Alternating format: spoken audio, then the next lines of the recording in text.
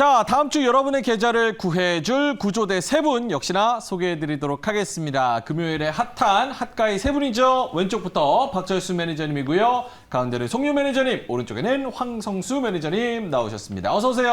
예, 안녕하세요. 잠시 후에 소개를 시켜드리겠지만 시장이 받쳐주니까 세 분의 수익률이 상당합니다. 그래서 요게 다음 주까지도 어떻게 쭉 갈 수 있을지. 왜냐하면 지금 썸머랠리에 대한 이야기도 계속 나오고 있는 상황이거든요. 황성수 매니저는 어떻게 보십니까? 예, 이번 한 주만 보더라도 낸시 펠로시 회장의 그 대만 방문으로 미중 갈등에 대한 이런 좀 악재도 떴고요. 그 연준 위원들의 좀 매파적인 발언도 있었는데 시장은 무난하게 소화하면서 최근에 외국인이 7거래일 연속 순매수하고 있고요. 2조 원 이상 그 순매수하는데 이런 점들은 어떻게 보면 시장의 좀 하방을 좀 지지해주는 요소가 아닌가 보여지고요. 다음 주에는 미국의 이제 CPI 발표가 지금 예정돼 있고 또 네, 좀 옵션 만기일도 있습니다. 이런 좀 이벤트를 앞두고 단기 좀 쉬어가는 흐름이 좀 나타날 수도 있는데요. 하지만 제가 볼 때는 제한폭은 좀 조정폭은 제한적이지 않을까 보여지고요. 앞으로 8월, 9월은 그래도 이런 좀 악재가 상당 부분 좀 반영된 구간이기 때문에 앞으로는 이제 인플레이션의 이제 피크아웃에 대한 이런 좀 기대감 그리고 이제 금리 이제 인상 속도가 좀 둔화될 것이라는 기대감으로 해서 반등세가 좀 더 이어지지 않을까 생각됩니다. 알겠습니다. 증시는 그렇게 걱정하지 않는데 건강이 좀 걱정입니다. 감기 걸리셨어요? 예, 저희 아들내미가 감기 걸린데 네. 아들내미하고 놀다 보니까 예. 저도 옮았습니다. 검사 받으셨고. 예, 저 코로나는 아닙니다. 다 코로나가 아니라 그러는데 지금 집계수를 어디서 나오는지 모르겠습니다. 어쨌든 간에 알겠습니다. 건강도 괜찮아 하셔야 되고 다음 주는 증시는 괜찮을 것 같다. 송윤 매니저님은 어떻게 지수 측면에서 봤을 땐 썸머랠리가 옵니까? 예, 저는 개인적으로 이제 조금 어느 정도 우리가 추세적 전환을 예상해 볼 수 있는 시기가 아닌가 이렇게 보고 있는데요. 아무래도 지금 이제 국제유가도 어느 정도 좀 소폭 낮아진 그런 경향도 있고요. 무엇보다도 지금 이제 인플레가 어느 정도 완화되려는 그런 움직임도 있고 지금 계속해서 매크로적인 변수가 어느 정도 증시 우호적으로 돌아섰기 때문에 저는 약간 조금 최근에 매크로 영향으로 좀 힘들었던 섹터 위주로 특히나 이제 저평가 고성장 섹터 이런 쪽 위주로는 계속해서 저는 꾸준하게 좀 반발성 매수세가 유입이 될 수 있는 환경이다 이렇게 보고 있기 때문에 충분히 썸머랠리는 저는 좀 가능하다 이렇게 좀 보고 있습니다. 한 7대3 정도? 7대3 정도. 네네. 저평가 고성장 섹터. 네네. 5G 들어갑니까? 5G는 제가 나중에 좀 다뤄보고 싶은 섹터인데 아직은 약간 시기상조고요. 제가 여태까지 가져오면서 욕 많이 먹었던 그런 섹터들이 이제 제가 말씀드렸다시피 저평가 고성장 섹터인데 여러분들 잘 안 좋아하는 섹터입니다. 흔히 이제 시장에 관심을 안 받은 섹터들 좀 요 정도만 간단하게 이해하시면 좋을 것 같습니다. 예를 들면 뭐가 있었죠? 복귀 차원에서? 복귀 차원에서 되게 많았었는데 제가 맨 처음에 이제 크래프톤 가져왔을 때도 저거 가겠어 싶었는데 그것도 이제 나쁘지 않았고요. 풍력에너지도 전 개인적으로 좀 충격 먹었었는데 풍력. 예, 그것도 나쁘지 않았었고 약간 지금 이제 뜬 섹터들보다는요. 저는 최근에 좀 관심을 받지 않았던 저평가 섹터들 위주로 보시는 게 좋을 것 같습니다. 근데 우리 또 프로그램 취지 자체가 구해줄 다음 주니까 다음 주에 갈 만한 거를 추천을 해야 되는데 그쵸? 네. 예. 네. 구해줘 언제나 이런 걸로 바꿀까 그러면 굳이 콕 집어서 저한테 말씀하시는 게 알겠습니다. 알겠습니다. 어쨌든 간에 송유 매니저님은 지수는 계속 좀 받쳐주면서 혹은 올라갈 것 같다. 그 안에서는 좀 저평가 고성장 그런 종목들이 이제 힘을 받지 않을까. 알겠습니다. 자, 그럼 세 분과 함께 지난주에 저희가 말로만 떠들어서는 안 되고 지난주에 너의 성적이 어땠냐 이런 거를 또 공개를 해드려야 되니까 지난주에 세 분이 말씀하셨던 섹터와 종목들 어떻게 갔는지 확인을 좀 한번 해보도록 하겠습니다. 자, 세 분의 지난주 섹터 성적표를 한번 공개해 볼까요? 보여주시죠. 2차 전지 11%, 한 주 만에 의류 OEM 9.6%. 요거 제가 별점 짜게 드렸죠? 네, 되게 좋았습니다. 이거는 네. 제가 잘 모르겠다 해서 별점 짜게 드렸어요. 수소 6.9. 요것도 짜게 드렸는데 요거는 제 약발이 안 먹혔네요. 네, 수소 6.9. 알겠습니다. 박철수 매니저님은 2차 전지. 와, 지겹게 가져오는데 지겹게 올라요. 엄청 잘 오릅니다. 요거 리뷰 먼저 해볼까요? 네, 2차 전지 가져오시면 항상 또 가져왔냐고 또 하셔가지고 차 전지. 가지고 올 때마다 부담이 상당히 많이 되는데 예. 일단 좋은 종목은 어쩔 수 없습니다. 눌리면 가지고 나와야죠. 일단 2차 전지 시장 성장성은 아직도 좋습니다. 왜냐하면 일단 올해 같은 경우도 가장 큰 전망 산업인 어떻게 보면 전기차 시장 같은 경우도 작년 대비해서 판매량이 한 50% 이상 고성장할 것을 보고 있는 상태거든요. 자, 그러다 보니까 거기에 들어가는 배터리 관련된 회사들은 당연히 수혜를 받을 수 있는 그런 상황이라고 보시면 될 것 같습니다. 크게는 그렇고요. 자, P&T 같은 경우는 전극 공정 쪽에서는 국내 시장 점유율 부동의 1위 기업이기도 합니다. 특히나 이제 SK온과 더불어서 지금 미국 시장에서 내년까지 한 80개 이상의 장비 납품이 예상이 되고 있는 상태이기 때문에 지금 쌓여 있는 수주잔고도 굉장히 많은데 앞으로 쌓일 수주잔고도 굉장히 많다는 거죠. 그래서 2차전지 내에서는 압도적인 수주잔고를 바탕으로 해서 상당 기간 동안 내년까지도 실적 고성장을 바라볼 수 있는 굉장히 안정적인 종목이라고 보시면 되겠습니다. 그래서 제가 한 4번, 5번 정도 가지고 나왔던 종목인데 그래서 눌릴 때마다 이런 좋은 종목들을 한 번씩 기술적 분석만 잘 하셔서 접근하시면 좋은 수익 낼 수 있는 종목이라고 보시면 될 것 같고요. 사실 이번 주에 이게 지난주죠. 이번 주입니다. 이번 주에 목표가를 터치를 했습니다. 그런데 오늘 이제 처음으로 이제 조금 차익 매물이 나왔는데 아직은 뭐 크게 걱정할 부분은 아닌 것 같아요. 하지만 이 종목 일단은 입절가를 좀 올려야 될 것 같습니다. 48,500원 정도 선으로 지금 화면에 보이실지 모르겠지만 이 부분을 한번 목표가를 손절가 잡아보시고요. 그 상단 부분에 한 55,000원 정도 선에서 목표가를 잡는데 일단 주요 매물대, 3, 4개월대 주요 매물대를 기준으로 잡아드렸습니다. 그래서 다시 한번 말씀드리지만 입절가는 48,500원 정도로 끌어올리시고요. 그리고 목표가는 55,000원으로 한번 2차 목표가를 잡아보시면 좋을 것 같습니다. 요거는 2차 목표가까지 쭉 일단은 땡긴다. 네. 알겠습니다. 자, P&T 최고가 기준으로 11% 축하드린다고 말씀을 드리겠고요. 송률 매니저의 한세 실업 오늘 굉장히 좋았죠. 예, 오늘 예. 좀 많이 좋았던 것 같습니다. 예. 뭐 아무래도 지금 이제 한세시럽 같은 의류 OEM 같은 경우는요, 지금 이제 2, 3분기 이제 통상적으로 우리가 봤을 때는 이제 겨울철 비싼 의류를 생산한 시기가 바로 지금 2, 3분기입니다. 그렇기 때문에 굉장히 호황기 시즌이라고도 볼 수 있는데 특히나 지금 이제 의류 시장 같은 경우는요, 미국을 중심으로 해가지고 가파르게 회복세를 보이고 있습니다. 이제 특히 서구권 같은 경우는요, 지금 올해 예상 성장률이 10%가량 지금 예상이 되고 있는데 아시아권은 4%입니다. 그렇기 때문에 미국발 매출 비중이 큰 OEM 회사 위주로 보셔야 된다 말씀드렸었는데 오늘 한세실업이 가장 뛰어난 상승률을 보여줬는데 이런 내용들이 저는 어느 정도 내포가 되어 있다라고 보여주고 있고요. 무엇보다도 이제 한세실업 같은 경우는요 다른 거 없습니다. 지금 이제 굉장히 우호적인 환경이 조성이 되었고 특히나 이제 한세실업 같은 경우는 전체 매출 비중 중에 약 한 85%가 지금 이제 미국에서 매출이 발생이 되고 있습니다. 그렇기 때문에 굉장히 한세실업 같은 경우는 수혜 기대감이 더해질 수밖에 없는 종목이고요. 특히나 지금 실적 같은 경우도 계속해서 고성장하고 있는 그런 기업입니다. 올해 예상 매출액은요 전년 대비해가지고 28%가량 상승할 것이라고 예상이 되고 있는데 영업이익이 약 한 50% 증가할 것으로 예상이 되고 있습니다. 그렇기 때문에 지금 이제 주가는 바닥권에 있지만 계속해서 실적 고성장하는 기업이다. 이 정도 체크해 주시면 좋을 것 같고요. 의류 OEM 같은 경우는 여러분들이 좋아하시는 섹터는 아닙니다. 그렇기 때문에 우리가 좀 단기로 좀 대응해야 될 섹터 중에 하나인데 지금 딱 공교롭게 오늘 종가가 18,000원입니다. 제가 예. 여러분들한테 목표가를 18,000원 잡아드렸었는데 단기 저항선에 지금 걸려있는 만큼 지금은 약간 진입하기에는 부담스러운 가격이고요. 얘는 다른 거 없습니다. 계속해서 박스권 트레이딩으로 우리가 좀 전략을 보면 좋을 것 같은데 한 15,400원에서 16,000원 사이에 매수하셨다가 18,000원 부근에서 매도하시는 전략 가장 좋아 보일 것 같습니다. 알겠습니다. 어쨌든 지금 뭐 어디 한 곳 튀어 올랐다가 또 다른 곳 튀어 오르고 이런 시장이기 때문에 일단은 목표 달성이고 그런 부분에서 챙길 부분은 챙기겠다. 자, 알겠습니다. 한세 실업 이것도 구해줘 다음 주 성공했다고 다 말씀을 드리겠고요. 황성수 매니저의 효성중공업 야심차게 수소를 말씀하셨는데 종가 기준으로 그래도 4% 플러스입니다. 최고가 기준으로도 7%. 요것도 수익이 나긴 났어요. 예, 그 효성중공업은 뭐 주중에 계속 이제 외국 기관 내 그 매수가 계속 좀 들어왔던 종목인데요. 연기금과 투신이 꾸준하게 계속 순매수했었습니다. 하지만 주 중반에 그 개인과 외국인의 매물이 나오면서 조금 아쉬운 모습이었습니다. 네, 수소 사업 밸류 체인 중에서도 뭐 재생에너지 생산이나 뭐 그린 수소의 생산, 그리고 액화 수소 생산, 수소 충전소 사업 등을 좀 담당하고 있고요. 특히 뭐 내년까지 이제 세계 최대의 액화 수소 공장을 지금 설립을 지금 진행 중에 있습니다. 그래서 내년부터 이제 액화수소 충전소 보급도 활성화될 것으로 보여지고요. 자, 이로 해서 수소사업 밸류 체인이 가시화되면서 성장성이 지금 부각될 수 있는 종목이라고 보시면 되겠습니다. 자, 그리고 네, 국내 풍력 시장이 성장하면서 또 수혜가 기대되는데요. 네, 지금 보니까 이제 신사업으로 풍력 발전 기기 사업도 좀 준비 중에 있습니다. 현재 시가총액이 5,700억 원대인데요. 내년 예상 순이익이 930억 원 대비 PER로 6.2배 수준입니다. 뭐 추가적인 상승도 기대되는 종목인데요. 뭐 단기로는 한 63,000원 전후에 매물 소화 이후에 목표가로 제시드린 66,000원 도달 지도를 할 것으로 보여집니다. 예.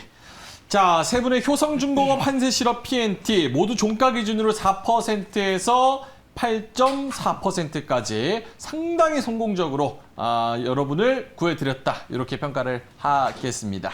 자, 그럼 이 기세 몰아서 다음 주까지 한번 짚어봐야 될 텐데요. 세 분, 다음 주에는 어떤 섹터가 갈 것 같은지 저도 많이 궁금한데 세 분의 구해줘 섹터 공개하도록 하겠습니다. 보여주시죠. 폐배터리. 배터리 가니까 이제 또 폐배터리. 네. 폐배터리 사실 움직임이 좋고 또 이슈가 계속 돼서 그쵸. 이거를 또 뭐라고 하지는 못합니다. 폐배터리, 그리고 송유 매니저님은 건설. 이게 아까 말한 예. 저평가 고성장? 뭐 꼭 굳이 콕 집어서 저한테만 지금 이제 다양한 섹터가 아니, 나왔거든요. 지금 이야기한 사실. 거랑은 예. 살짝 다른 것 뭐 같아서. 일단은 저는 그렇게 판단을 하고 있는데요. 이것도 약간 종목별로 좀 종목 바이 차이가 있기 종목이죠. 때문에 예. 요거는 어떤 이슈가 있는지 그거마다 또 다르기 때문에 그렇습니다. 그거 한번 잠시 후에 들어보겠습니다. 황성수 매니저는 자율주행차를 가져왔어요. 예. 자율주행차. 요거는 종목이 많은가요? 그 섹터 안에서? 그렇게 많지 섹터 내 않잖아요. 뭐 연관된 종목들이 있는데 그나마 뭐 어느 정도 좀 기술력 갖추고 실적이 나올 만한 종목은 예. 좀 몇 개 없는데요. 뭐 그 중에서 제가 좋은 종목 한번 골라왔습니다. 좋은 종목 예, 예. 알겠습니다. 여러분들 섹터에 대한 설명까지 들어보시고 종목까지 챙겨보셔서 이게 어떤 근거로 갈 것 같은지 잠시 후에 종목까지 공개하도록 하겠습니다. 자, 그러면 저평가 고성장에 배팅을 했던 우리 송률 매니저의 건설 한번 들어보겠습니다. 자, 한번 건설, 사실 건설 바이 건설, 종목 바이 종목인데요. 어떤 종목들을 또 갖고 왔을지 송률 매니저 의견 한번 들어보겠습니다. 예, 뭐 최근에 2차 전지, 뭐 폐배터리 이제 어떻게 보면은 기술주 성장주들 굉장히 위주로 좋은 흐름 보여줬었는데 저는 약간 또 이제 관심에서 동떨어진 건설입니다. 건설 같은 경우는요, 한 3월까지만 하더라도 윤석열 정부 출범 수혜주로 분류가 됐었던 그런 섹터였는데 좋은 흐름 보여줬습니다. 3월까지만 하더라도. 근데 이제 그 이후에는 굉장히 지지부진한 약세 흐름을 보였었는데 왜 하필 지금 타이밍에 건설인지 그리고 왜 하락했는지 차근차근 한번 보도록 하겠습니다. 첫 번째 장 한번 보시면요. 일단은 건설주 주가 부진 원인에 대해서 우리가 파악을 해볼 필요가 있습니다. 미국을 중심으로 한 주요국 중앙은행의 기준금리 급등. 이거 이제 여러분들도 잘 아시는 내용인데, 그리고 두 번째 글로벌 경기 침체 우려. 그럼으로써 이제 업황 부진에 대한 어느 정도 우려가 이어졌는데, 자, 세 번째가 중요하죠. 원자재 가격 급등. 자, 건설 같은 경우는요, 원자재 가격에 굉장히 큰 타격을 받을 수밖에 없습니다. 특히 이제 여러분들도 잘 아시다시피 최근에 이제 시멘트 관련주들도 급등을 했었는데, 시멘트 가격 같은 경우는요, 올 초 대비해가지고 지금 약 한 30%가량 올랐기 때문에 건설사들 같은 경우는 영업이익이 당연히 훼손될 수밖에 없는 그런 시점이다라고 여러분들 이해하시면 좋겠는데, 특히 이제 원자재 가격 같은 경우는요, 지금 이제 어느 정도 계속해서 꾸준하게 급등을 했는데 오히려 이거를 지금 이제 제때 반영을 하지 못하니까 지금 2분기 실적 시즌인데 오히려 건설사들 같은 경우는 영업이익이 오히려 저하되는 그런 이제 악영향을 나타내고 있습니다. 이런 이제 복합적인 악영향이 지금 이제 주가에 지금 반영이 되어서 굉장히 지지부진했다라는 점 파악하시면 좋을 것 같고, 다음 장면 한번 보실 텐데요. 자, 그러면은 건설사들 수주 현황 같은 경우는 문제 없냐 궁금해하실 텐데, 최근에 한 이틀인가 하루 전에 나온 기사입니다. 상반기 건설 수주 역대 최대 100조 돌파. 수주는 계속해서 큰 폭으로 늘어나고 있습니다. 자세한 내용 한번 보시면요. 이거는 이제 매월마다 수주량을 체크한 표시인데, 지금 이제 자세히 안 보이시니까 대략적으로 말씀드리면요. 지금 이제 4, 5, 6월 이렇게 나타내져 있는데 4월 앞전에는 굉장히 등락폭이 컸습니다. 수주에 대한 등락폭이 컸는데 4월부터는 점진적으로 수주량이 증가를 하면서요. 이제 정확한 금액으로 보면은 4월에 18조, 그다음 5월에 19조, 그다음에 6월에는 22조 계속해서 수주량이 매월마다 계속해서 상승을 하고 있는 상황이고, 자, 특히 이제 해외 수주 실적도 굉장히 좋습니다. 작년 같은 경우에는 153억 달러였는데 올해 같은 경우는 174억 달러가 예상이 됐는데, 이거를 이제 우리나라 돈으로 바꾸면 약 한 22조가 됩니다. 이제 퍼센테이지로 보면은 전년 대비 약 한 13%가량 상승을 했는데 자, 따라서 지금 이제 국내 수주와 해외 수주는 문제 없이 차질 없이 계속해서 수주량이 늘고 있음을 알 수 있습니다. 다음 장면 한번 보시면요. 자, 지금 이제 우리가 지금 시점에서 어디에 포커스를 둬야 되냐.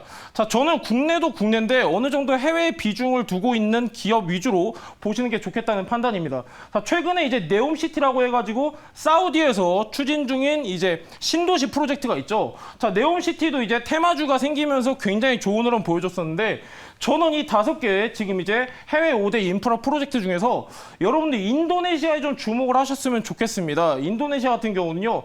지금 이제 우리나라 건설사들이 가장 많이 관심을 갖고 있고 지금 정부에서도 적극적으로 추진하고 있는 그런 프로젝트이기 때문에 지금 이제 인도네시아 누산타라 이거는 뭐냐면요. 지금 이제 인도네시아의 행정 수도를 이전하겠다라는 프로젝트인데 자세한 내용 다음 장면 한번 보도록 하겠습니다.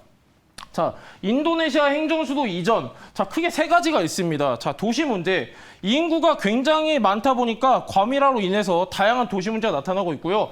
불균형 성장은 뭐냐면은 도시는 이제 전 국토에 비해서 6.8%밖에 안 되는데 GDP라든가 인구가 지금 몰려있기 때문에 굉장히 도시별로 불균형 성장이 눈에 띄기 때문에 이런 이제 복합적인 내용을 토대로 지금 인도네시아는 자카르타, 자바섬에 있는 자카르타에서 누산타라로 수도를 옮기겠다는 그런 프로젝트입니다. 이거는 뭐냐면은 지금 사업 규모가 약 한 40조 원 됩니다. 40조 원 되고 사업 기간은 2024년, 2045년 나와져 있는데 일단은 1단계입니다. 2024년까지 어느 정도 이전을 하겠다라는 게 지금 목표인데 코로나로 인해서 아직까지 착공이 안 됐습니다. 근데 올 8월, 지금 이제 이번 달이죠. 이번 달부터 착공이 된다고 하기 때문에 어느 정도 수주 기대감이 더해질 수 있는 부분입니다.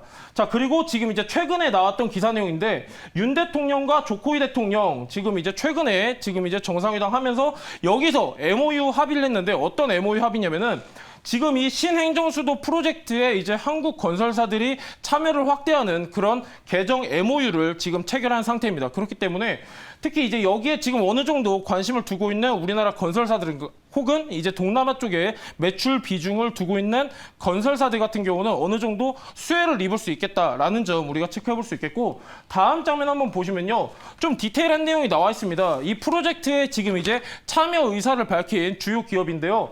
자, 포스코 같은 경우에는 지금 이제 4.6조를 공동 투자해서 신수도 사업에 참여하겠다는 계획을 발표했고요. 자, 히림도 지금 이제 적극적으로 참여하겠다는 그런 내용이 있습니다. 현대차 그룹 또한 지금 이제 계속해서 관심을 갖고 있는 상황인데 자, 지금 이제 이미 인도네시아 같은 경우는요. 2024년 2년밖에 안 남았습니다. 특히나 이제 지금 8월을 기점으로 착공한다는 기대감이 있기 때문에 이런 기대감이 건설주에 더해질 수 있겠다라는 점 체크해 볼 수 있겠고 자, 다음 장면 한번 보시면요. 자, 우리가 단기적으로 주목해 볼 만한 내용이 바로 여기 있습니다. 사실 건설 섹터는요. 3월 달까지만 하더라도 윤석열 정부 출범 수혜주로 분류가 됐었죠. 특히나 이제 대선 공약 중에 하나였던 이제 주택 250만 호 공급 내용이 있었기 때문인데 이 자세한 이제 공약에 대한 내용이 지금 이제 9일 발표 예정입니다. 그렇기 때문에 약간 두루뭉실한 공약에 비해 약간 디테일하게 세부적인 정책 또한 같이 발표될 수 있기 때문에 건설뿐만이 아니라요. 건자재 쪽도 우리가 좀 주의 깊게 볼 필요가 있겠고 지금 이제 전체적으로 봤을 때 건설 같은 경우는요. 지금 굉장히 대외적인 악영향 때문에 많이 주가는 하락해 있지만 오히려 지금 상승하려는 오히려 지금 주가를 추가적으로 견인하려는 내용이 많기 때문에 참고하시면 좋을 것 같습니다. 다음 장면 한번 보시겠습니다. 자, 여러분들 제가 오늘 가져온 건설주뿐만이 아니라요. 지금 이제 뭐 대형주, 중소형주 굉장히 저평가 구간이기 때문에 좀 차별적으로 우리가 조금 판단을 해가지고 충분히 지금 이제 우리가 매수를 해둔다면은 어느 정도 좋은 결과를 기대해 볼 수 있을 것 같습니다. 이상입니다. 어때요? 자, 다들 표정이 안 좋으시죠? 예. 네. 좀 모르겠네. 좋은 반응이에요. 네. 저 먼저? 아, 그러면은 아까 그 뭐 8월 9일 날 그 뭐 부동산 정책 네네. 발표? 네. 근데 또 해외 쪽으로 눈을 돌려라? 네. 라고 하면 네. 다음 주 기준으로 봤을 때 8월 9일에 그 정책 모멘텀, 이벤트 모멘텀은 없다고 봐야 되는 거예요? 아니죠. 이제 약간 두 가지로 우리가 보면 좋을 것 같은데 이 참 두 가지가 어렵습니다. 그쵸. 예, 한 가지만 보면 굉장히 좋은데 방황하지 말고. 당황 전혀 안 했습니다. 예. 뭐 항상 저는 기대치를 안 갖고 오기 때문에 일단 뭐 다른 거 없습니다, 여러분들. 예. 이제 저는 약간 대형 건설주 위주로 보시면 좋겠다고 말씀드리는 게 중소형 건설주 같은 경우는요 국내 사업에는 어느 정도 포커스를 둘 수 있지만 캐파라든가 지금 자금력에 의해서 해외 사업까지는 무리가 있기 때문에 해외 사업까지 어느 정도 모멘텀이 더해질 수 있는 대형 건설주 위주로 보시면 좋겠다라고 말씀드리고 싶고 방금 말씀드렸다시피 주택 공약에 어느 정도 수혜를 입을 수 있는 건 뭐냐면 건설사 같은 경우는요 지금 이제 매출 비중이 다양하게 분포되어 있지만 그 중에서 하나가 바로 국내 주택 사업 비중이 있습니다. 국내 주택 사업 비중이 좀 큰 회사로 보시되 그리고 동남아에서 어느 정도 매출 발생되는 기업 요 정도 좀 팁 드릴 수 있을 것 같습니다. 알겠습니다. 네. 궁금한 게 많지만 두 분의 시간이 있으니까.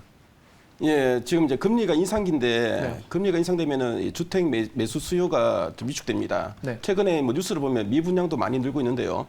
근데 이제 주택 공급을 는다고 그게 큰 모멘텀으로 작용할까요?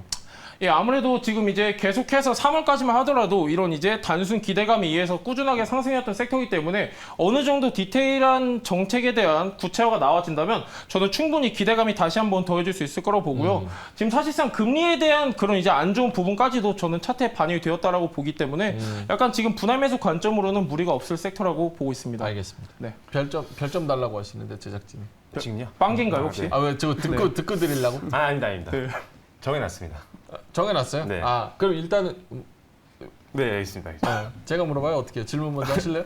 먼저 물어보세요. 아니 그러면은 이 건설주가 네. 그 원자재 가격이 막 오르고 금리가 오르고 이런 부분 아까 리스크로 딱 짚어주셨잖아요. 제가 사실 그 부분을 예. 좀 디테일하게 물어보고 싶었는데 그 부분이 해소되지 않은 채로 건설주가 모멘텀을 받아서 올라갈 수가 있어요? 지금 이제 2분기 실적 시즌임에도 불구하고 아까 말씀드렸다시피 이렇게 급등한 원자재 가격을 제대로 이제 반영을 못하다 보니까 네. 2분기 실적이 굉장히 훼손이 됐습니다.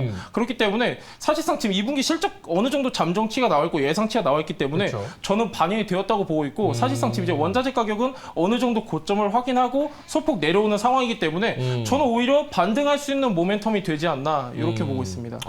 네. 채팅창에 별 반개 주실 거면서 뭐 그렇게 이거 열심히 느낌상 고민을 하셨어요. 평균 자, 2개 보고 있습니다. 질문하세요. 네.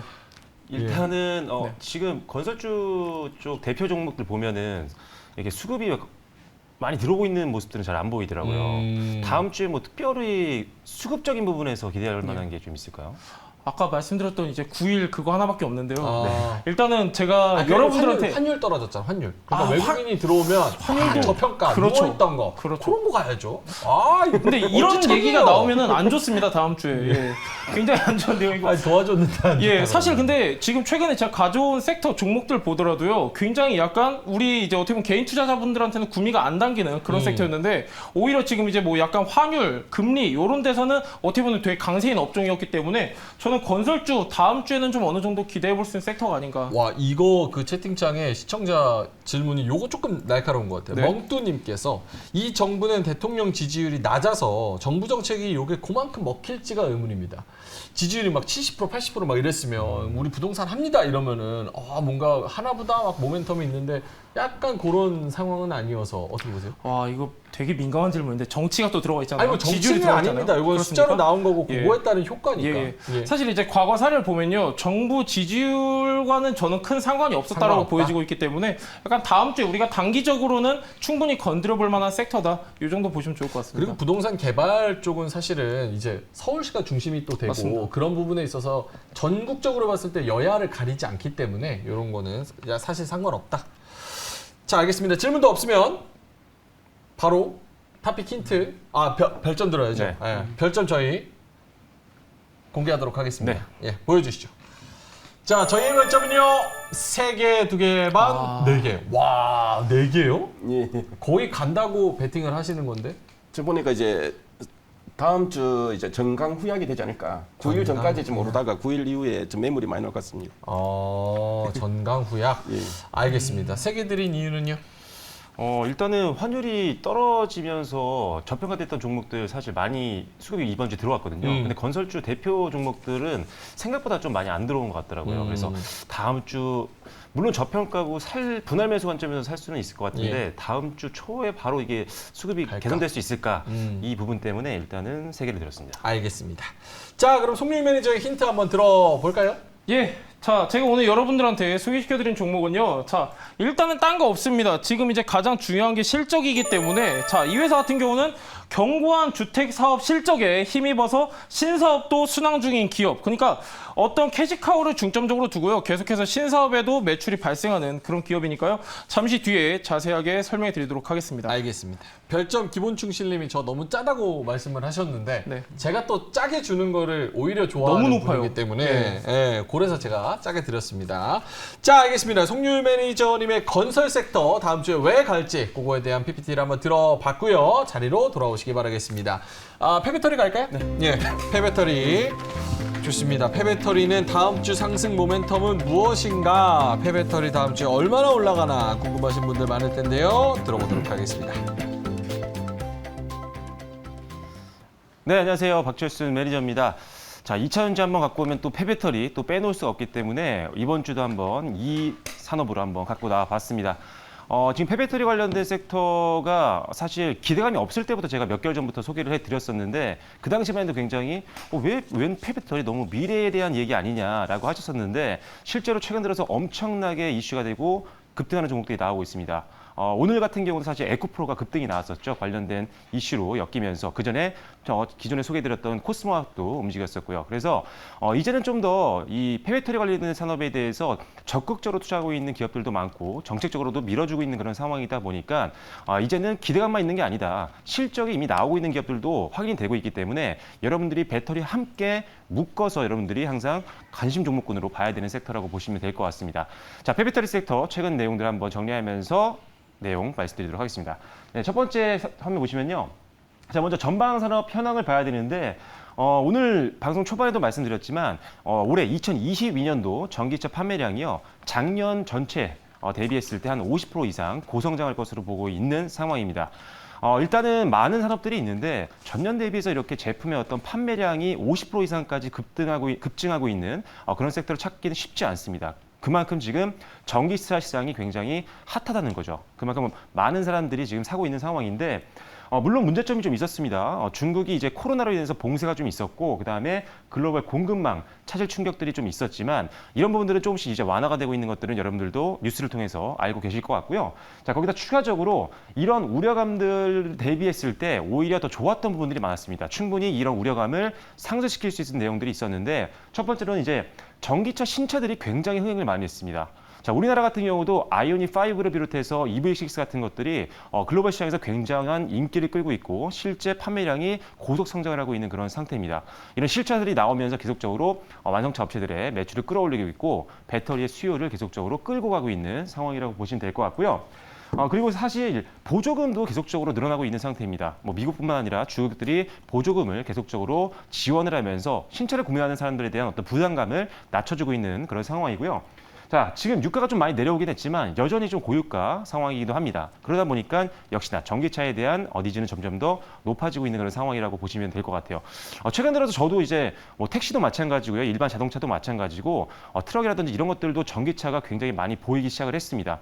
침투율이 그만큼 계속적으로 늘어나면서 실제 우리 눈으로도 제품들, 신차들을 확인할 수가 있다는 건데 그만큼 배터리도 많이 판매되고 있다라고 보시면 될 것 같아요. 자, 그리고 유럽 같은 경우도 이제 플러그인 하이브리드 규제 강화가 굉장히 강화가 되고 있는 상태입니다. 그만큼 친환경 자동차를 계속적으로 육성시키기 위한 정책들이, 규제들이 계속 나오고 있다는 부분이고요. 자, 그리고 대형 전기차들이 최근 들어서 굉장히 많이 출시가 되고 있는 상태입니다. 잠시 후에 제가 모델들도 한번 보여드리도록 하겠고요. 자, 그리고 주행거리가 상향이 됩니다. 이런 여러 가지 이유들로 인해서 배터리 수요가 계속적으로 늘어나고 있다 보니까 배터리 시장 성장이 가속화되면서 결국 이제 2025년도까지도 배터리 시장은 계속적으로 성장할 것이다. 그렇다라고 한다면 배터리가 사용되고 남은 폐배터리도 당연히 동반 성장할 수밖에 없다는 부분을 먼저 기억을 하시면 될 것 같고요. 실제 현재 상황은 어떤지 다음 장 보면서 말씀을 드리겠습니다. 자, 일단 연간 글로벌 전기차 판매량은 아까 말씀드렸다시피 굉장히 고속 성장을 하고 있는 상태고요. 작년부터 시작해서 그 성장폭이 굉장히 높아지고 있는 상황입니다. 그만큼 전기차 침투율이 가파르게 늘고 있다는 부분 참고하시면 되겠고요. 특히나 가장 큰 시장으로 보고 있는 미국 전기차 판매량도 역시나 현재도 굉장히 많이 고속 성장하고 있지만 올해 상당한 성장률을 또 기대를 해보고 있는 상태입니다. 네, 다음 장 보시면요.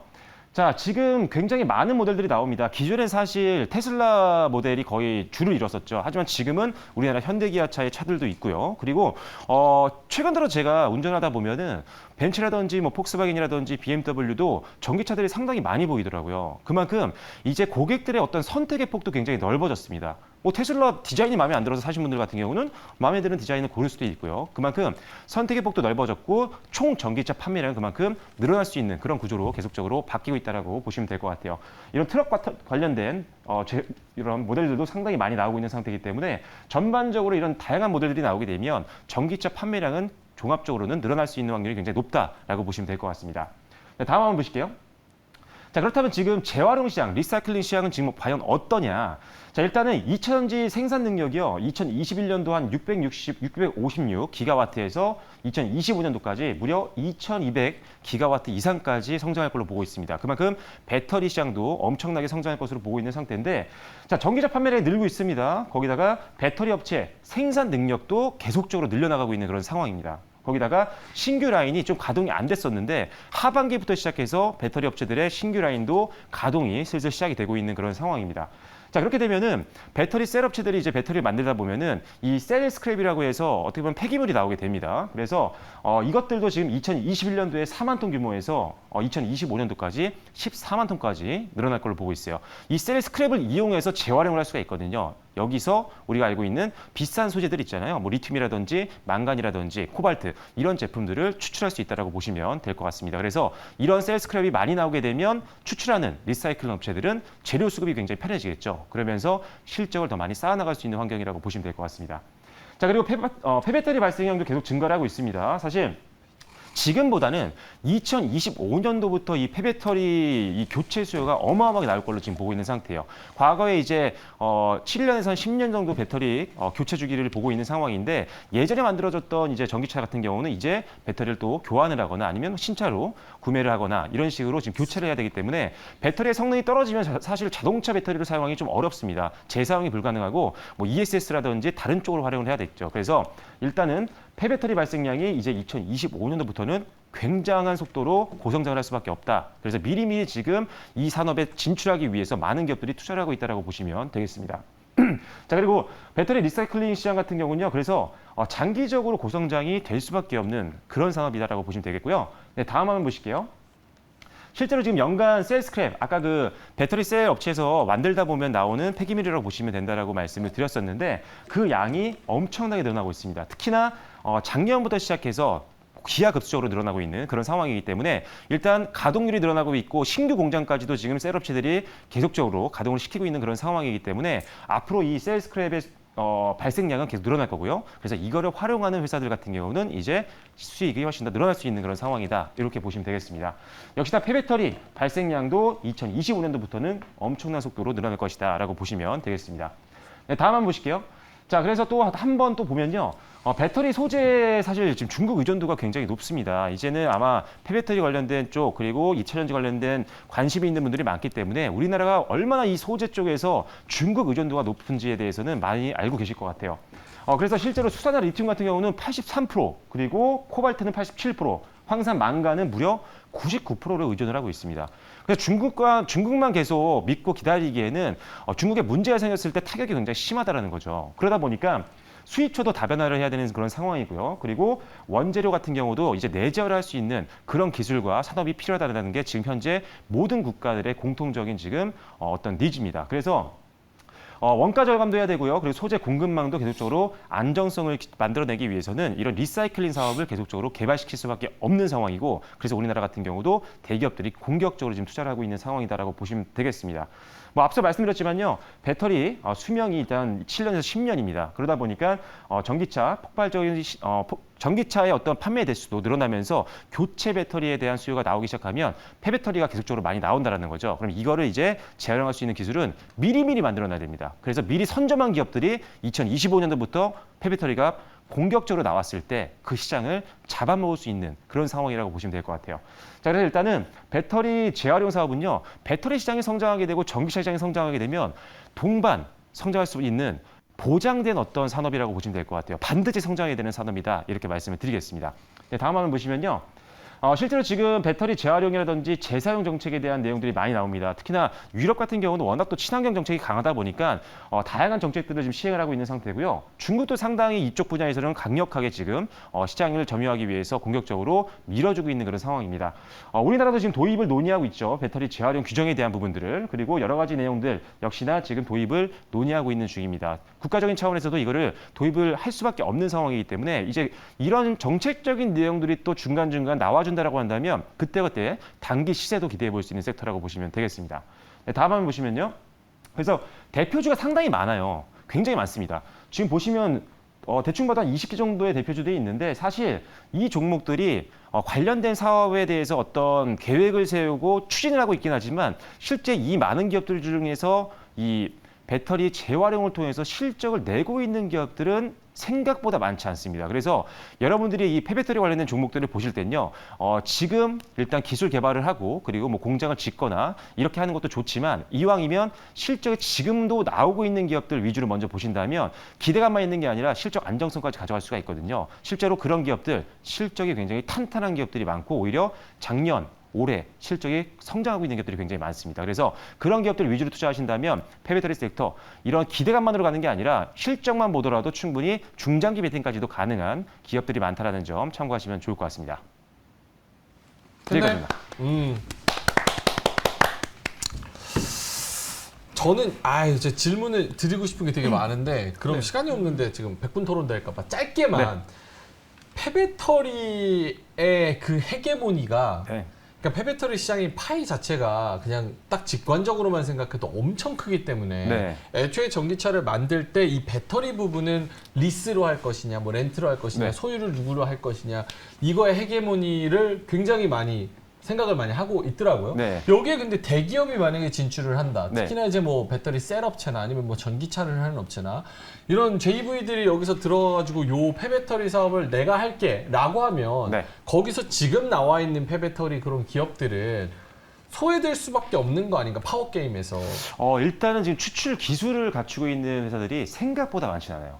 그래서 제가 보기에는 지금 당장은 이거를 지금 포스코케미칼이나 모든 기업들이 투자를 한다라고 뉴스가 이번 주도 나왔었거든요. 그런데 바로 진출할 수 있는 시장은 아니고 거기서 핵심 소재를 뽑아내는 기술이요. 수율을 높이기가 그렇게 만만하진 않습니다. 실제로 그리고 미국 같은 경우도 보면 이 리사이클링 관련된 회사들이요. 많이 있긴 하지만 또 상장 기업들도 많지가 않아요. 그리고 상장한 기업이 굉장히 잘할 것 같잖아요. 아닙니다. 걔네들이 오히려 우리나라 기업보다 못하고 있어요.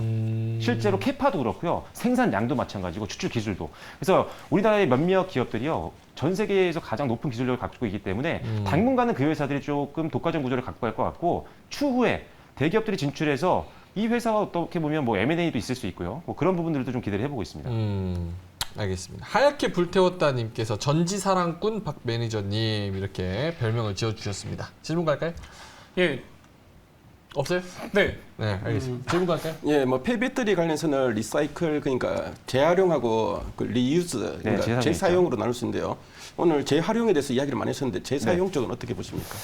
재사용 쪽은 개인적으로 매력이 없더라고요. 왜냐하면은 기술력 차이를 봤을 때는 재사용이 더 쉬울 것 같은 거예요. 제 생각에는. 뭐 ESS를 쓰는 왜냐면 그 용량이라든지 어떤 출력이 떨어진 배터리를 자동차에 사용이 안 되기 때문에 지금 전력 어떤 ESS라든지 이런 에너지 저장 장치 사용을 하는 거잖아요. 그래서 기술력이 그렇게 필요할 것 같지는 않고 다만 이 리사이클링 쪽에서는 기술력이 있는 기업이 아니면 사실 바로 들어올 수가 없어서 시장 벽이 좀 있거든요. 그래서 공략하기에 좀 안정성 측면에서는 아무래도 리유즈보다는 리사이클 쪽이 훨씬 더 나을 것 같습니다.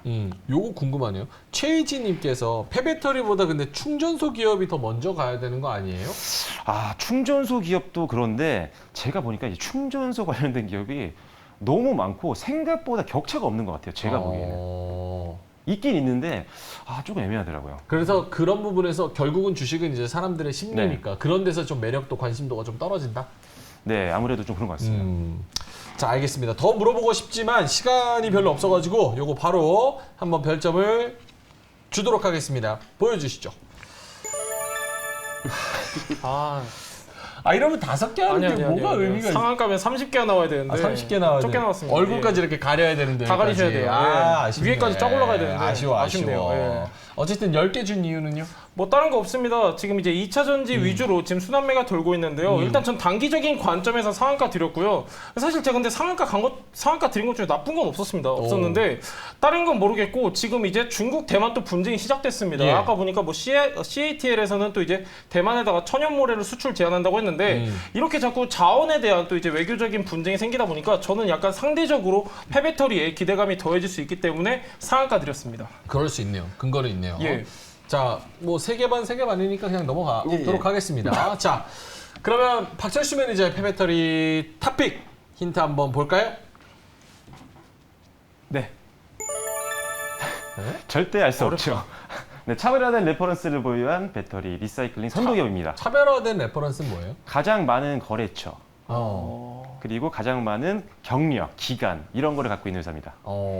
매번 우리가 이제 실적 고성장이라고 뭐라고 하니까 바꾸신 것 같습니다. 레퍼런스를 또 예. 가져왔어요. 자, 네. 알겠습니다. 자, 박철수 매니저의 폐배터리 탑픽 들어봤고요. 마지막으로 자율주행으로 가봅니다. 자, 황성수 매니저는 왜 자율주행이 다음 주에 갈 것 같은지 한번 이야기 들어보죠. 네, 뭐 저는 다음 주에 자율주행 차가 좀 가지 않을까 생각되는데요. 네, 다음 장 보면서 왜 우리가 자율주행을 주목해야 되는지 말씀드리겠습니다. 자, 먼저 올 하반기에는 뭐 현대차의 G90 그리고 BMW 그리고 메르세데스 벤츠 등 이런 레벨 3 자율주행 차의 서비스가 이제 상용화 될 것으로 보여집니다. 자, 이따가 제가 언론도 보도도 보여드리겠지만 최근에 이런 자율주행에 대한 기대감이 높은 그런 기사들이 상당히 많고요. 그래서 올 하반기에 이런 좀 일정이 있기 때문에 자율주행을 우리가 좀 주목해야 된다 보시면 되겠습니다. 자, 그리고 두 번째로는 이제 당장 이번 달인데요. 8월에 이제 모빌리티 혁신 로드맵이 이제 발표될 예정입니다. 그래서 이제 자율주행차나 뭐 UAM 같은 이런 그 모빌리티 쪽에 뭔가 좀 구체적인 지원 정책이 나오지 않을까 보여지고요. 최근에 보면은 뭐 시장에 보면 뭐 좀 주도 섹터가 뭐 2차 전지나 이런 뭐 몇몇 섹터가 있는데 이런 좀 정책 모멘텀 있는 섹터들도 좀 수급이 좀 집중되기도 하는데요. 이런 자율주행 쪽에 이런 구체적인 이런 좀 정책안이 나온다면은 상당히 좀 긍정적이지 않을까 생각됩니다. 자, 그리고 최근에 보면은 시장에서는 앞에서 우리 뭐 송열 매니저 말씀하셨지만 낙폭 과대주들이 좀 움직임이 나타나고 있고요. 자, 그리고 최근에 또 이제 성장 섹터주들의 좀 순환매가 나타나고 있습니다. 그래서 뭐 자율주행도 어떻게 보면은 우리 미래차의 하나의 그 섹터고요. 그래서 자율주행 쪽에 이런 좀 순환매로 인해서 다음 주에 좀 더 움직이지 않을까 생각됩니다. 네, 다음 장 보겠습니다. 자, 그래서 뭐 최근에 이제 언론 기사의 그 헤드라인을 좀 보고 계시는데요. 앞에서 말씀드렸던 현대차의 자율주행 레벨 3, 그러니까 제네시스, G90의 출시가 이제 초읽기에 들어갔다. 이런 이야기 좀 나오고 있고요. 자, 그리고 현대차는 또 이제 뭐 자율주행 쪽에 글로벌 인재 확보를 위한 이런 좀 노력도 하고 있고, 8월 달에는 또 서울 강남에 자율주행 택시가 달릴 예정이라고 합니다. 뭐 최근에 그 언론 기사를 보니까 그 오세훈 서울시장과 원희룡 국토부 장관, 자, 그리고 뭐 현대 오토에버 쪽에 저기서 이제 자율주행 관련된 이런 좀 논의를 하는 걸 봤고요. 그래서 8월에 이제 자율주행은 이제 고속도로나 이런 좀 단순한 도로 위주로 그동안 많이 좀 이런 좀 그 시험이 있었는데요. 자, 근데 이제 강남이라는 서울에서 가장 좀 이렇게 번화가 쪽에 도심 주행을 한다는 쪽에서 상당히 좀 의미가 있지 않을까 보여지고요. 그래서 이런 자율주행 택시가 달리면은 또 시장에 상당히 긍정적인 영향이 생깁니다. 자, 그리고 마지막 헤드라인은 앞에서 제가 말씀드렸던 내용이고요. 모빌리티 혁신 로드맵이 이제 8월에 나올 겁니다. 그래서 원희룡 이제 국토부 장관이 과감하게 투자하겠다 이런 좀 언급도 있었고요. 이런 로드맵이 나올 때 전후로 이런 관련주들의 움직임이 나타날 수 있으니까 참조하시면 되겠습니다. 네, 다음 장 보겠습니다. 자, 그래서 자율주행 레벨별 특징과 상용화 시기가 나와 있고요. 네, 뭐 자율주행 레벨은 그 레벨 0부터 해가지고 레벨 5까지 나눌 수가 있고요. 레벨 0는 완전 수동이고 레벨 1은 이제 발이 자유로운 그런 단계라 보시면 됩니다. 그래서 발이 자유롭기 때문에 이런 속도가 일정 수준으로 유지하는 이런 크루즈 컨트롤 기술이 좀 이제 나타나게 되고요. 그 다음에 이제 발이 자유로운데 그 다음에 이제 손이 자유로운 단계입니다. 손이 자유롭기 때문에 네, 우리가 그 운전할 때 차선을 좀 벗어나면은 경고음이 막 들리고요. 차선 이탈을 좀 방지하는 장치가 나온 게 바로 레벨 2라 보시면 됩니다. 자, 레벨 3가 뭐냐면은 이제 발하고 손이 이제 자유롭게 됐는데 이제 눈을 이제 다른 곳에 둘 수 있는 겁니다. 그래서 네, 운전자가 다른 쪽으로 이제 신경을 좀 이제 네, 끄더라도 네, 뭐 알아서 어느 정도 좀 의사 결정이 가능한 네, 단계라 보시면 되겠고요. 그래서 네, 이제 시스템이 이제 조종이 가능한 단계이기 때문에 좀 의미가 있는데 이제 2025년까지 네, 이 단계가 상용화될 것으로 보여지고요. 앞서 말씀 올 하반기에는 뭐 현대차나 뭐 BMW, 메르세데스 벤츠 쪽에서 이런 또 관련된 또 이제 네, 신차들이 나올 예정이니까요. 네, 그 점을 여러분들이 네, 관심 있게 보시면 되겠습니다. 자, 그리고 레벨 4는 이제 운전자가 이제 신경을 완전 끕니다. 그러니까 위급 상황이 아니면은 핸들을 잡을 필요가 없는 단계고요. 레벨 5나 이 차에 핸들이 없는 단계라 보시면 됩니다. 여러분들 뭐 지하철을 보시면은 알아서 이렇게 이동하듯이 네, 그런 단계가 레벨 5라 보시면 되겠고요. 그래서 레벨 3는 상당히 좀 의미가 있기 때문에 네, 요 레벨 3가 이제 관련된 뭐 기사나 뭐 방송에서 나온다면은 아, 상당히 좀 의미 있는 기술이다. 그렇게 이해하시면 되겠습니다. 네, 다음 장 보겠습니다. 자, 그래서 네, 자율주행차의 세 가지 성장 요인이 있는데요. 첫 번째 이제 전기차 확대입니다. 그래서 뭐 우리 뭐 박철수 매니저님도 전기차 산에 관심 많으신데 전기차하고 자율주행차가 무슨 관계가 있느냐? 먼저 이제 자율주행은 네, 컴퓨팅에 많은 전기가 소모됩니다. 네, 주변의 상황을 인식해야 되고요. 인식해서도 판단도 내리고, 네, 어느 정도 좀 이제 네, 그 제어도 해야 되고, 자 그리고 동작을 해야 되기 때문에 많은 그 전력 소모가 나타나게 되고요. 아무래도 내연 기관차보다는 네, 배터리 용량이 큰 전기차가 상당히 좀 유리하다 보시면 되겠습니다. 자 그리고 네, 자율주행 기술의 고도화도 상당히 필요한데요. 레벨 3 이상은 이제 운전자가 이제 신경을 꺼도 되는 상태이기 때문에 네, 카메라나 레이더 등의 네, 부품이 좀 탑재가 많이 될 걸로 보여지고요. 그래서 자동차의 주변을 이제 인식해 나가는 이런 부품이 많이 좀 네, 탑재될 것으로 보여집니다. 자, 그럼 마지막으로 이제 낮은 사고율입니다. 네, 자율주행차를 몰았는데 사고가 많이 나면은 자율주행차가 성장할 수 없습니다. 그래서 이제 사람이 운전했을 때보다는 사고율이 낮아지는 시점에 네, 자율주행차가 상당히 좀 고성장할 것으로 보여지고요. 이 세 가지 요인을 여러분들이 네, 기억하시면 되겠습니다. 네, 다음 장 보겠습니다. 자, 그래서 네, 자율주행 시장은 2020년부터 2035년까지 연평균 40%대 상당히 가파른 성장세가 전망되고 있고요. 네, 다음 장 보시면은 네, 뭐 분야별 파급 효과가 있는데 뭐 부품 쪽에 가장 파급이 크고요. 그 다음에 스마트카 서비스, 그러니까 뭐 인포테인먼트 쪽에 시장도 크게 확대될 것으로 보여집니다. 자 그리고 네, 관련된 인프라, 그러니까 뭐 통신 인프라 사업이나 자 그리고 네, 뭐 차량 운행 빅데이터 분석이나 이런 소프트웨어 쪽에도 네, 어느 정도 좀 수혜가 기대되니까요. 네, 이쪽 분야를 여러분들 관심 있게 보시면 되겠고요. 자 그리고 다음 장 보시면은 자 그리고 IT 부품의 수요도 많이 좀 증가할 것으로 보여지는데요. 그래서 뭐 인지나 뭐 위치 인식 관련해 가지고 보면 뭐 네, 뭐 카메라, 뭐 레이더 그리고 각종 뭐 센서가 있고요. 자 그리고 네, 지금 뭐 차량의 소프트웨어 기술이나 뭐 네, 뭐 HBI 뭐 V2X 같은 이런 네트워크 쪽에도 앞으로 그 부품 수요가 많이 늘 것이라는 점 참조하시면 되겠습니다. 네, 다음 장 보겠습니다. 그래서 네, 마지막으로는 뭐 관련된 뭐 기업인데요. 뭐 이런 기업 말고도 많은 기업들이 있는데 그래도 뭐 대표적인 기업이고 자 그리고 네, 이따가 제가 말씀드릴 토픽은 여기는 없는데 그래도 이제 네트워크 쪽에 상당히 좀 경쟁력 있는 업체니까요. 이따가 네, 제가 소개해드리겠습니다. 자, 그러면 한번 질문을 해볼까요? 네. 뭐 자율주행도 제가 아까 맛이 갔어요. 아까 이제 멘트가 어떤 게 있었냐면은 낙폭 과대란 멘트가 있었거든요. 낙폭 과대. 네, 여기에서 저는 이제 갔는데 사실 이제 자율주행도 이제 어떻게 보면은 연초에 한번 뛰었다가 굉장히 이제 시장의 관심이 멀어진 섹터 중에 하나거든요. 근데 아까 말씀하셨다시피 지금 이제 뭐 카메라든지 소프트웨어 굉장히 다양한데 근데 제가 봤을 때는 제 관점인데 이거는 카메라 같은 경우 이제 우리나라 이제 굉장히 이제 어떻게 보면은 점유율 높은 기업들이 지금 을 중심으로 해가지고 계속해서 이제 높은 판매량 보이고 있는데 소프트웨어나 카메라보다도 아까 말씀하셨다시피 뭐 네트워크 말씀하셨는데 저는 이제 카메라가 어떻게 보면 빨리 갈 거라고 생각하는데 왜 지금 네트워크 말씀하셨는지 좀 아니 네. 네트워크가 더 중요하단 말이 아니고 네네. 여긴 없는데 네트워크 쪽도 종목들이 있다고 제가 말씀드린 겁니다. 예. 뭐 제가 볼 때는 카메라는 테슬라 진영이 지금 카메라 쪽을 많이 좀 집중하고 있고요. 레이더는 뭐 그 외에 그 이제 완성 업체들이 집중하고 있는데 제 뭐 개인 사견으로는 카메라 쪽이 좀 더 유망하지 않을까 보여지고요. 뭐 레이더는 아무래도 날씨가 뭐 흐리거나 하면은 빛을 인식하거나 이런 게 좀 없기 때문에 또 상당히 고가입니다. 그렇기 때문에 카메라 쪽의 성장이 좀 더 기대됩니다. 알겠습니다. 질문 있으시면 비슷한 질문이었는데 그래요? 넘어갈까요? 네. 네. 알겠습니다. 수급을 어디로 들어올지 잡지에 대한 부분들을 저도요. 물어보려고 네. 했는데 아. 네트워크를 딱 질문하셔가지고 네, 맞는 것 좋습니다. 같아요. 네. 기본충실님께서 되게 진정성 있는 말씀을 해주셨어요. 요즘 신형차들 도로 환경 감지 및 정차, 오토홀드 등 점점 자율주행에 가까워지려는 기술과 산업 파급 효과도 좋습니다. 특히 황성수 매니저님이 감기 등으로 열공했으리라 생각하여 추가하여 4개 반 드립니다. 그 생각을 못했네요. 감기 프리미엄.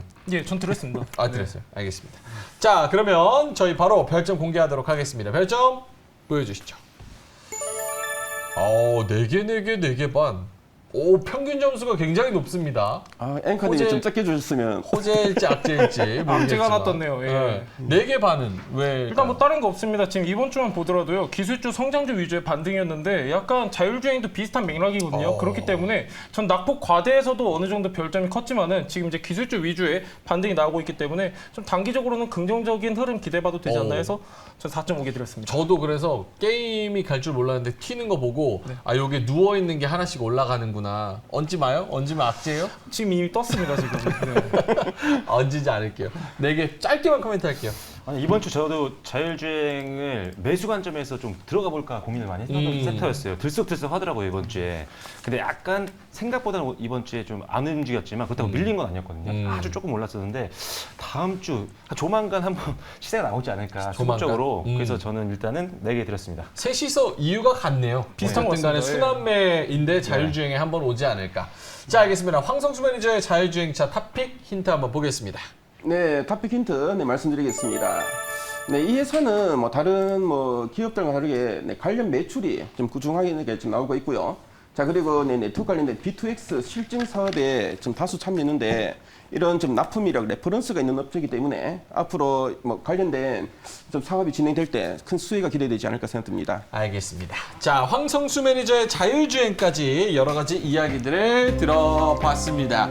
한 분은 건설, 한 분은 자율주행, 그리고 한 분은 폐배터리 관련해서 이야기를 해주셨는데요. 결국은 이제 다음 주도 이제 섹터는 섹터고 그 안에서 어떤 종목들이 가냐 이 부분이 굉장히 중요할 것 같습니다. 자, 시간이 많지 않아서 송유일 매니저가 한 1분 30초 정도 요 건설 안에서 해외와 국내에 다 하고 있는 갈만한 종목 어떤 종목일까요?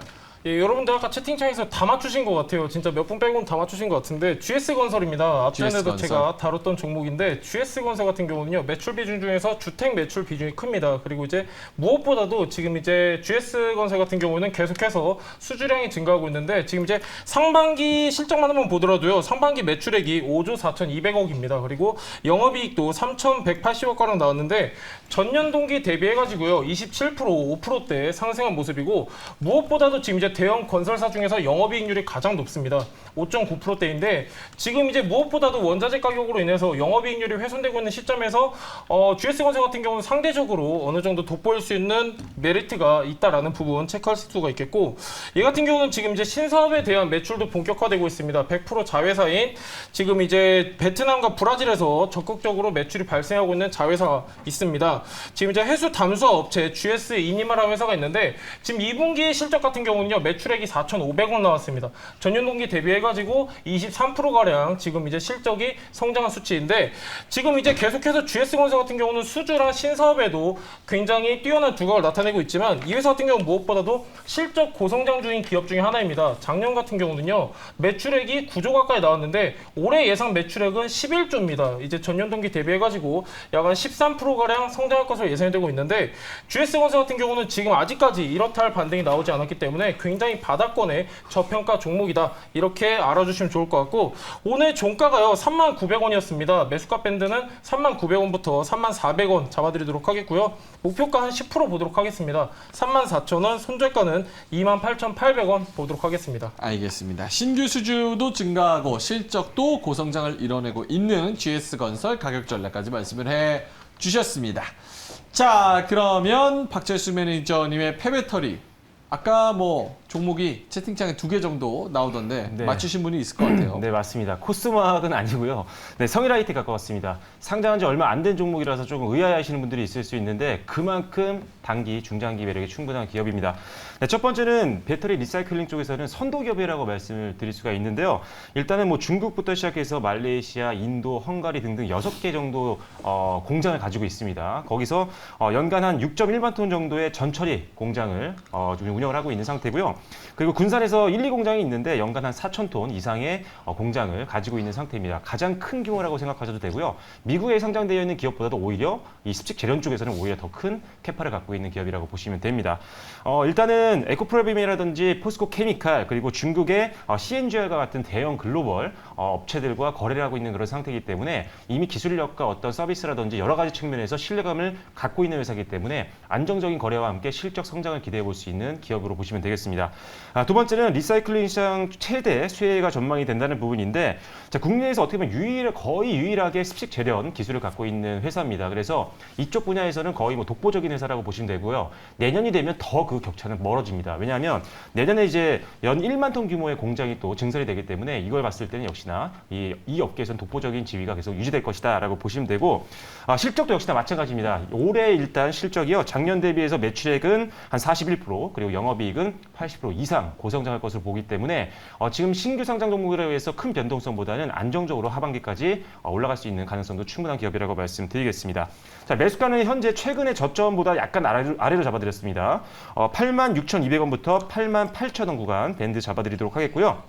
목표가는 98,000원 그리고 손절가는 85,000원으로 제시해드리겠습니다. 알겠습니다. 자, 성일하이텍 그리고 GS건설 나왔고 가장 평균 변점을 높이 받은 황성수 매니저님의 자율주행 어떤 종목일까요? 네, 제가 선정한 자율주행의 탑픽 종목은 캠트로닉스입니다. 캠트로닉스. 네, 캠트로닉스는 화학 사업과 전자 사업을 영위하고 있고요.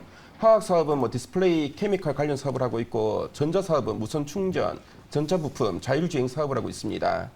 그래서 캠트로닉스가 시장에서 주목받는 가장 큰 이유는 바로 자율주행 때문이라 보시면 되는데요. 완전 자율주행을 위해서는 그 차량과 사물, 그리고 차량과 차량, 그리고 차량과 사람의 서로 이제 신호를 주고받고 분석하는 기술인 V2X가 필수적입니다. 그래서 캠트로닉스는 V2X 제품군을 좀 다수 좀 확보했고요. 자, 그리고 뭐 자율주행 관련된 매출액도 지난 2019년 이후로 꾸준하게 계속 성장해 오고 있습니다. 자, 그리고 다수의 실증 사업 레퍼런스도 쌓은 업체고요. 그래서 전기차 이제 시장이 확대되면서 자율주행 시대가 도래하는 게 이제 필연적인데요. 그런데 이제 캠트로닉스가 앞으로 V2X 쪽의 활용도가 높아지면서 상당히 큰 수혜가 지금 기대되고 있습니다. 자, 그리고 캠트로닉스 매분기 또 안정적인 성장이 좀 기대되고 있고요. 그래서 뭐 케미칼 사업 쪽에 안정적인 성장 바탕으로 앞으로 뭐 자율주행이나 그리고 뭐 UTG 같은 신규 사업 쪽에 모멘텀도 기대되는 종목이라고 보시면 되겠습니다. 자, 그래서 매수 가능 가격으로는 21,050원부터 이제 21,550원을 제시드리겠고요. 목표가는 23,500원, 손절가는 19,500원을 제시드리겠습니다. 자, 알겠습니다. 세 분의 구해조 섹터와 구해조 종목, 캠트로닉스, 성일하이텍, GS건설. 세 분이 최근에 수익률이 상당히 좋기 때문에 이런 부분에서 여러분들 관심 종목으로 넣어두시고 요게 다음 주에는 어떻게 움직이나 관심 한번 가져보시면 좋을 것 같습니다. 자, 그럼 구해조 다음 주는 여기서 마무리하도록 하겠습니다. 이제는 강성호 아나운서와 함께 세 분의 3인 3색, 세 분의 캐릭터를 마음껏 내뿜을 수 있는 코너들을 진행해야 될 텐데요. 저는 여기서 인사를 드리고요.